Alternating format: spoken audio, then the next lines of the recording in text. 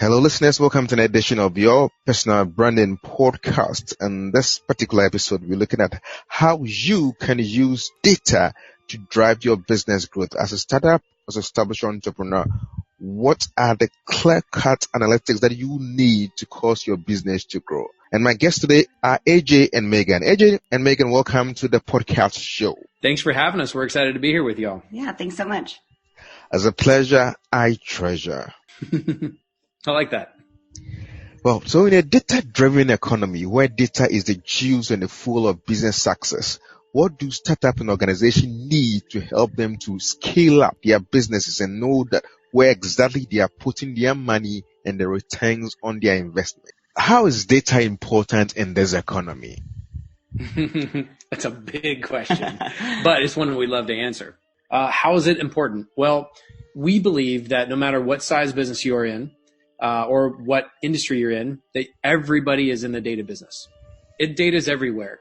It's not something that's called big data anymore. It's everyone has data that need to be using in their business. So let's just put that as the precedent that data is super important. Now, The important question is then, what data specifically, and how do we make sure that we're looking at the right data to grow our businesses? Yeah.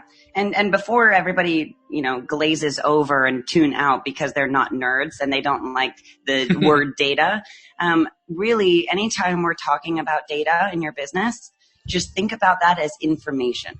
Okay. Right. If we're talking about your client data, that's simply information about your clients. If we're talking about your revenue data, it's just insights on your revenue, right? And every business owner, every entrepreneur wants more information because that's how we grow and that's how we know what's working and what's not working, right? So information in your company helps you become knowledgeable. And when you're knowledgeable, you can infer things, like you can know that something's going to happen, right? And if you know something's going to happen, you can take action from that. And so really, anytime we're talking about data, we don't want people to think that it has to be super complex or that it has to be really big data, like AJ said. We really just want you to think about all of their systems that you're currently using. All of the programs on your computer are all collecting information on the back end, right? They're all programmatically saving, what clients are doing, what clients are buying, when they're buying it, how much they're buying, which products, what products are they buying in what order, right? Or how often are they coming to your site? Where did they come to your site from? Ad spend. Yeah, how much do you spend on acquiring a customer? Yeah. So all of this, I just want everybody to just, take a deep breath because we're not going to get too technical on this call. Really, it's talking about right now, every company has all of this data on the back end of their systems, and it's tracking natively, but a lot of people and companies don't know what they can do with that data, right? And so one of our goals with Praxis Metrics is to help educate, really help, because every business goes through these different cycles of growth. And at each stage, there's something that you can be doing and taking action from your data with. And we want to help you understand right now, even if you think, I'm not ready to analyze my data, or, I'm not ready for a database. That's okay. There are still very important things that you need to be doing right now to help you prepare yourself for when that day comes. We like to call that kind of the data maturity spectrum. So no matter where you are, there's action you can take. So I think what we'll do today is probably start at the very beginning, right? So if you're a small company. What does that? I just want to check in first. Does that kind of help set the precedence, or do you have any other questions you think your audience Exactly. So the first audience need to know that data is not anything nerdy-techy. Yes, relax. Data is just information you're collecting about your clients, your customers, and about your business. So data, understand that data on the basic level is information. Making decisions with information. I think we are right on track then. Great. Awesome. Perfect. So business maturity. Yeah. Data maturity. If you're at the beginning of your business, right, and you're maybe pre-revenue or just a little bit of revenue right now, one of the biggest things that you can do that will help you in the future is start collecting data. Mm-hmm. So again, it's just information. So a lot of us use CRMs, customer relationship management tools, right? A lot of us use POS systems, right? Points of sale. Or Google Analytics. And all of these systems, they don't natively track everything right out of the box. There is some setup that has to happen, right? So think about Google Analytics. I think that's a good universal example because most businesses have a website. Google Analytics is a tracking tool that you can turn on, but there are some really awesome advanced features that you can turn on with Google Analytics that are not turned on when you first install not it. Out of the box. Things like if you're selling actual products on your website, you need enhanced e-commerce setup.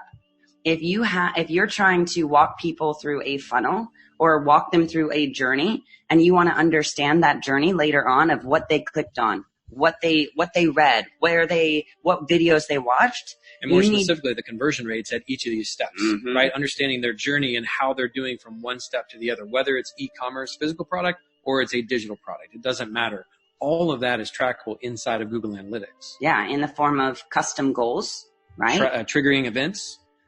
There's just a lot of different setups. We don't have to go into the details, but all of that requires someone who knows what they're doing to set up the tracking in the right way to make sure what we want to measure is getting tracked. Yeah, because you can never create data from scratch in the future, right? So let's say 3 years down the road, you finally have revenue and you're like, hey, I want to go back and I want to look at all my clients and how they found us and what they read and how long they stayed on these pages and what really led them to purchase. You can't go back and get that data if it wasn't being tracked in the first place. So our very foundational point for any company out there, no matter how big or small you are, make sure that you have your systems tracking as much as possible right now. Even if you don't think that it's valuable yet, that data will be super valuable in a couple years or in a couple months when you go back to look at it. Does that make sense? Sure. So the first thing that startups or entrepreneurs need to know that once you have an e-commerce website, a site that you're looking forward to monetize or selling any product or services, right from the word go, find ways to track these information. I don't want to use the word data, so that you can make informed decisions in the near future, whether 3 months or a year after. Because without this information, you cannot make better decisions. Are we on track? Correct. You're right on track. And the more things that are tracked up front, the better. So more is better than less in this situation. Yeah, it is. And some people get overwhelmed by that. Some people get nervous because they're like, oh, well, I don't want to have to look at all of that. You don't have to. It's okay. You can hire somebody else to look at it, but it is valuable information. Imagine if you have more information about your customers than your competition. Guess who's going to win? Right. Whoever has more information is always going to win.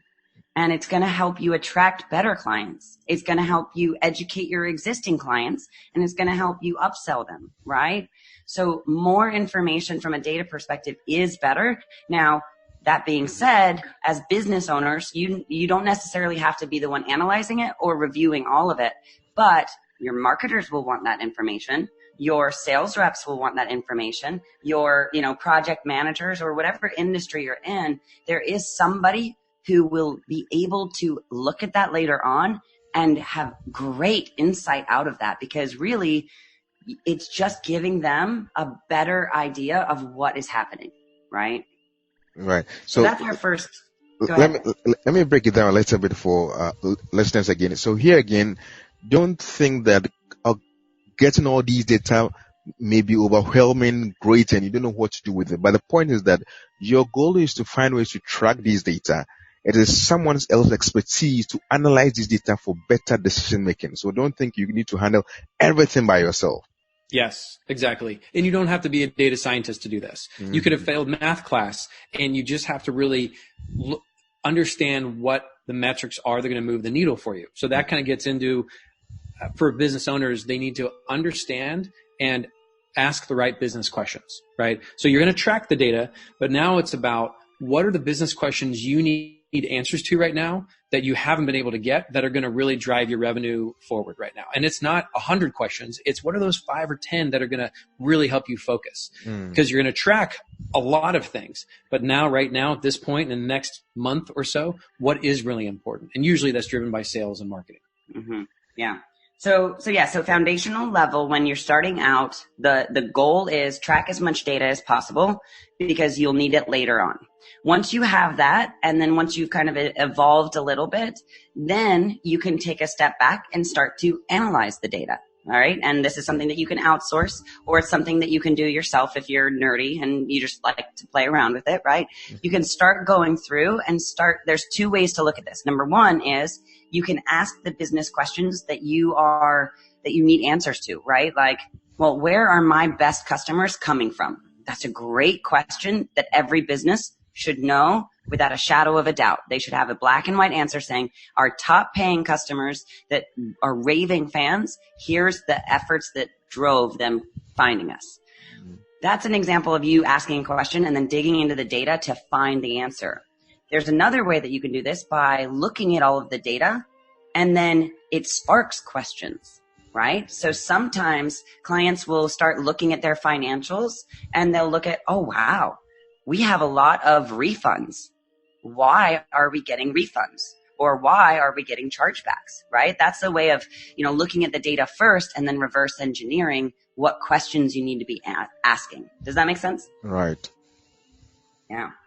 So first things first, get the data. Then secondly, analyze the data whenever you have the time, right? And part of that, I want to speak to that part because sometimes people say, I don't have enough time in the day as it is, but you've got to time block at least an hour or two a week to sit down and focus on that data, right? And whether it's you by yourself or it's you and a teammate, you've got to make the time to do this. This is the analysis time. But if you don't put it on your calendar, for us, this is what we do with our clients, it doesn't happen. So you've got to take the time to look at the data, working on the business as opposed to being in it. Yeah. And on that note, I do want to challenge you a little bit on that, but also second that, because every week or 2 weeks, you have to do, you really have to look at your numbers just to see if you're on track to answer those high level business questions. But then you also probably at least once a year need to do a deep dive into those other questions that you might not look at on a weekly or bi-monthly basis. So I'll give a specific example on this, because even we as a company, we get caught up in running the business, right? We have, as co-founders, we both have to work 80 hours a week just to run the business. And then on top of that, to go and make time to we have to work in the business. So to make time to work on the business is sometimes draining as an entrepreneur and as a founder. But if you can set aside this time, then it can really lead to some big ahas. So for example, we always look at our numbers, I would say every other week or at least once a month. And then once a year, we really, really spend some dedicated time. I mean, like a week analyzing our own business, looking at all of the trends, looking at all of the customers, looking at all of the operations, the sales, the finance, everything. And we did this last year. And I really want to drive this home because people don't realize that they could be one data-driven decision away from exponential growth in their organization. And AJ and I, speaking as founders, we've had this company for 5 years. And as every business owner knows, the first couple years, you are focused on customer acquisition and really trying to close deals, right? And then you hit a point where you hopefully reach exponential growth. And after 4 years, we had a good agency. It was minimally profitable, but it was good, right? And at the end of the year, we went back and did a deep, deep dive. And we actually spent 2 full weeks looking at every number we could find in our business. Oh. And what we found was one answer to a question that we were asking, which was, how can we scale this business? And we found that there was one big area of waste in our organization. We found that as an agency, we charge for the hours that we work. And because we're so passion driven and because we care a lot about our clients, a lot of times we over deliver. And that over delivering means that we get raving fans and we get, repeat customers, which is fantastic. But what we found is that it was actually yielding very, very little profits because we would charge a client for 50 hours of work and then we'd work 100. Yeah. And so it started to add up and we didn't realize because, working in the business, you're like, oh, we'll just work a little more. Oh, it's no big deal. And when we added it up at the end of the year, we realized that we'd written off almost $500,000 in billable revenue. Wow. And we said, well, that's our entire profit margin right there that we just literally walked away from. Whoops. Right? And so what we did is once that was, and here's the thing is in the business, you know these things a little bit, but until you really put it all together into this big pile, you don't realize how big that pile is. So what we did is we said, okay, next month, our goal is to write off just 75% or 25% less than we wrote off last month. And the next month, let's write off 25% less than that, right? Let's just do incremental goals.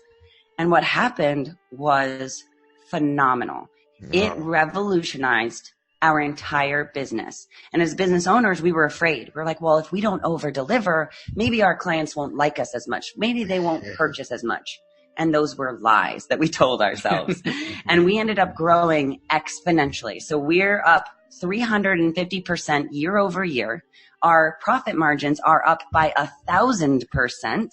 And our team has grown, and we're now 10 times what we were last year, simply because we're getting paid for the work that we're doing.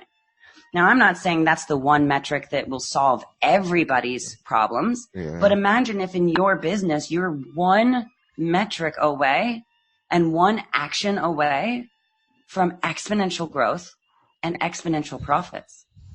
That's amazing. So that if you hadn't tracked and analyzed your data, you'd have been losing out 500,000 every year or even more. But until you had analyzed that data, you wouldn't have unlocked that golden key to the business exponential growth. Yeah.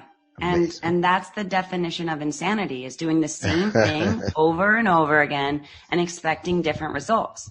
But in order for you to do something different, you have to know what to do differently. And in order to know what to do different, you need more information, which is data.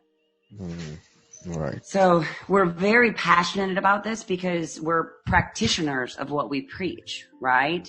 It is baked into our organization. And even though we, sometimes don't put as much effort on it as we should, we always come back to it. And every time we do, it's huge. And what's fantastic is that we see this all the time. We had a client, and actually go ahead and tell them about, the one who was about to cut the funnel. Oh yeah. So probably most everybody knows about a marketing funnel, right? We opt in and a sales page and trying to sell something. But we had a client that came to us and they thought they knew their lifetime value of customers, which is a very, very important metric. Yeah. So they knew pretty much that they could spend this amount. Yeah. So let's give example numbers. So the customers were coming back and purchasing $20 of products in their lifetime. So they knew that they could afford to spend $10 up front to acquire the customer, right? Knowing that later on they'd purchase another 10. Right. But that meant that they were going out and spending $10 to acquire them, and they were thinking that their LTV was 20. Yeah. But that's why they hired us, was to bring truth to that. Because they were running this funnel and it wasn't working. And unfortunately, it was only breaking even, and they were willing to break even a little bit on the front end, knowing that people were going to buy on the back end, but they weren't seeing the true LTV that gave them a little bit more cushion. So they were at about 12 to 15 sales a day through this funnel on Facebook ads, right? Advertising. But they wanted to really scale this. So once we found out their lifetime value was actually worth more, it was like $40 as opposed to 20. That's significant, especially in the numbers that they were doing.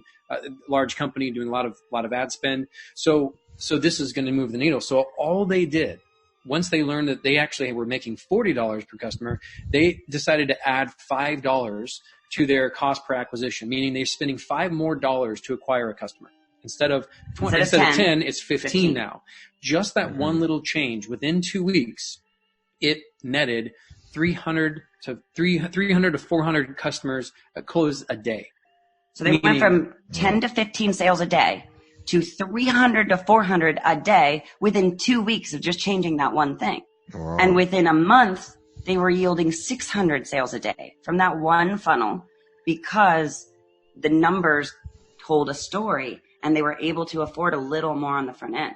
They thought that they were at the ceiling, but the ceiling was much higher. And so just that $5 adjustment yielded a massive profit for them. And then here's the thing. They almost wasted money by cutting that funnel. Look at all the time, energy, and money it takes to build out a good marketing campaign, not only to write the ads and run all that. It saved them from all of this wasted time, energy, and money. And now they've got a profitable funnel there. And then they recreated that and looked at all their other funnels and said, oh, what is our real lifetime value of a customer? Can we afford to do this? And sometimes you can't. Sometimes customers will find out, oh, our LTV is not 20. It's actually, 14. Well, that's even worse. So then you need to cut the waste. So it's a different action. Yeah. We had another client coming to us who was spending like 30 grand a day on ads. And they thought that they knew their LTV. And so they're like, oh, we can afford this. We can afford this $15 per client. And they didn't realize that the clients were only coming back and buying $12 total. And so they were actually just flushing money down the drain. And they were losing, in 6 weeks, they lost hundreds of thousands of dollars because they didn't realize that the customers weren't upselling. And so it's, the data tells a story.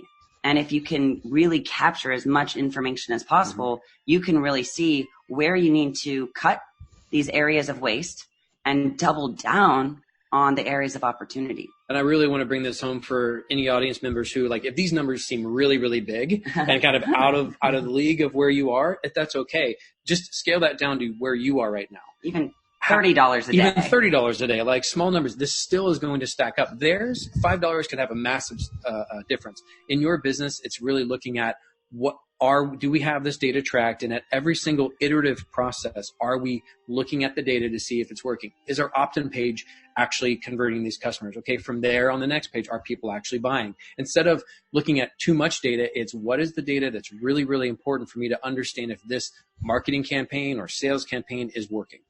Does that make sense? Right. Someone listening to us now at this moment, hearing about all these things, that first need to do is to just track data and to analyze, ask important questions. Sometimes the data may compel you to ask other questions. Then you make informed decision based on that. Now the question on their mind is, what do I need to do at this moment for my business organization now? Hearing about this, what is the next step? What do I do? How do I handle this? Right now, for your business or your listeners, that's really a large question because everybody's at different places, but I would kind of ask yourself the questions, where are we right now with our data maturity, right? Do we need to go and implement more tracking so that we can collect data? Or do we already have the data and we need to go find somebody who can help us interpret the data and take action from it?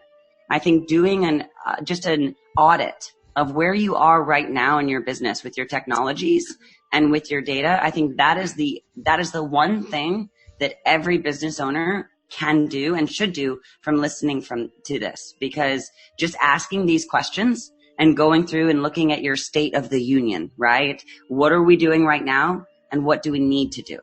Another piece of that is making sure you get all of your data in one place. So it's kind of, it can be called spreadsheet hell, but in the beginning stages, when you're starting off, you may not be able to afford a BI tool or something right now, and that's okay. But you need to start looking at your data in one place, and that may be pulling those things into a Google Sheet or an Excel file so that you can see your most important numbers all in one place. That makes things a lot easier too. Mm-hmm. Yeah, when we're talking about this data maturity, there's really an evolution that happens. First thing that most people do is they're like, well, let's start with spreadsheets because that's easy or cheap or free. And most people have somebody who knows Excel. And so what they'll do is they'll manually log into each of the different platforms, each of the different systems, and they'll extract those key pieces of information like, hey, how many visitors did we have on the site? We'll go into Google, we'll collect that. Then how many people clicked on this? Well, we'll go into Facebook and we'll click on that ad and see how many people clicked. And then how many people purchased? Well, let's go into our transaction data and let's do that. And then they'll put that in a spreadsheet so that they can create their own key performance indicators, right? Whether it's conversion rates, whether it's opt-in rates, whatever it may be, right? That is stage one. If you're not doing that right now, that's a great first step, because what it does is it helps you understand what data is valuable. if you're already doing that, if you've got some smart team member or you're doing it, what ends up happening is you reach a threshold where that becomes too much. Yeah. It's a lot of manual effort. And really, why pay somebody or invest time in doing something that a robot can do for you? It's 2019. Everything can be automated. And so what we do is, on the back end, is we just code it so that it all pipes in automatically, right? So that removes human waste, human error, and a lot of manual time, right? So that's stage one, is doing it in spreadsheets. Stage two is automating it. And then stage three is visualizing it, because a lot of people are looking at it in a tabular form. Yeah. And it's not that easy to take action from these, because it's not as easy to see historical trends, anomalies, patterns, and opportunities in a spreadsheet. However, when you put it into what AJ referenced as a BI tool, a business intelligence tool, that allows you to use, AI and algorithms to look for these hidden opportunities and to really put them in visuals that tell a story, right? That, hey, I see that spike. Why did that spike happen? And what do we need to go do to make that spike happen again, right? A lot of times you can just glaze over when you're in spreadsheets and not see these awesome trends. Does that make sense? Yeah. So the third phase is to visualize the data. And that exactly, it means that you need let me use the word advanced tool to help you visualize the data so that you can interpret it properly. Yep. Correct. Yep. And there's a lot of fantastic tools on the market that do this. But most of them are not turnkey. Most of them are not natively going to tell you what KPIs you need or what insights are important to you. And that's why it's important that the tool will never drive your business decisions. What you'll need is an analyst or a data scientist to help you understand that, right? And a lot of companies aren't ready to dedicate an entire budget to their data. But they have an entire budget for their marketing or for sales. And what we're here to say is that every company needs to start thinking about their data as one of their most valuable resources. Data has just surpassed oil as the most valuable resource on the planet. Information is king. Data is your new competitive advantage. If you know more than your competition, you win. In fact, there's an example that we give. Caesar's Palace in Vegas went bankrupt. And think of all of the land that they have, all of the physical assets that they own in real estate, in furniture, and all of these things. And the one thing that was listed on their, bankruptcy sheet as their biggest asset was none of that. It was the data that they had collected on all of their clients, customers, and these purchasing trends and patterns. Of which was very interesting to their competitors. Exactly. Because they were going to be able to get the assets from years and years and years of customer data. That's all they wanted, not the other assets. So think about your business. Think about every interaction that you have with clients as a learning opportunity. And so that's why it's important to track it down.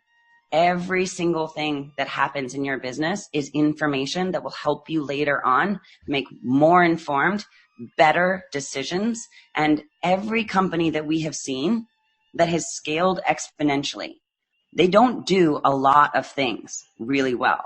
What they do is they find one thing that is crushing it, and they put all of their effort into it, all of their resources, all of their focus into that.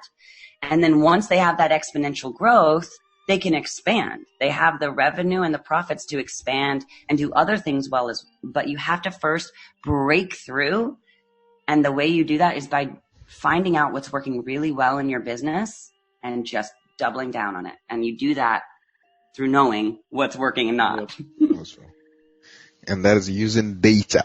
So as we round up, what are the key take home for listeners and actionable things to do now? Well, pretty much what we already said there is come up with a list of your business questions. Yeah. Right. What are the top questions that you're either asking your team right now or asking yourself right now that you don't have answers to, or that you're getting answers to, but they take a long time, right? Just make that list of business questions that you want answers to. That's step one. Then that will help you decide what needs to be tracked to answer those questions. Step 2, most people have the online business. Most of the time, 9 times out of 10, Google Analytics is not set up the right way. So at least let's go to the low-hanging fruit. And this is something that our company can help with as well. We do audits and we have implementations where we do this for companies on a daily basis. This is something we love to do. But you need to get Google Analytics tracking online, especially if you're doing any kind of business online. Get Google Analytics, which is a free tool and a massively powerful tool when used correctly. Get that dialed in. That's the second one. And then third is really one, I think it's like, if you're not already putting it into a spreadsheet, at least start having someone on your team gather the data in one place so that you can have your different pieces of data in one spreadsheet. I think those are the top 3 things. And then the fourth is if you've done all of that and you're ready to take your business to the next level, then it's, hire somebody to help you analyze and automate your data processes. And that's kind of what Praxis does. But you don't have to use Praxis. You can have somebody internally do this too. But those are the steps that you need to take in order to really grow and to become mature with the information that you have. Yep. If you want help, you can always go to our website and fill out the form to talk to a data expert to get a data strategy session, which can help point you in the right direction. If it's a good fit for us, great. If not, you can point you in the right direction. Point you in the right direction. Yeah. So listeners, the website is praxismetrics.com and talk to a data expert, right? Yeah. Yep. It's Praxis, metrics, metrics.com. Okay. AJ and Meaghan, I mostly ask this question. What would be your billion-dollar advice to the world in the area of branding and data? What would you say? Yes. Yeah. I would say with branding specifically, a lot of people think that data only has to do with like ones and zeros and like transactions and money. That's not the case. You can have creative data too. So imagine, especially with split testing is all data. Imagine you create your brand and you have 2 different websites that you're testing out. And AJ used to run a digital marketing agency and we deal with this all the time where we realize, hey, if you put this button on the right-hand side versus the left-hand side, it actually increases conversions by 3%. If you use this shade of orange rather than that shade of blue, it will decrease conversions by 1%, right? So you can start tracking things within your brand too, right? When you change the picture on your page, does it increase traffic? Do people actually engage more, right?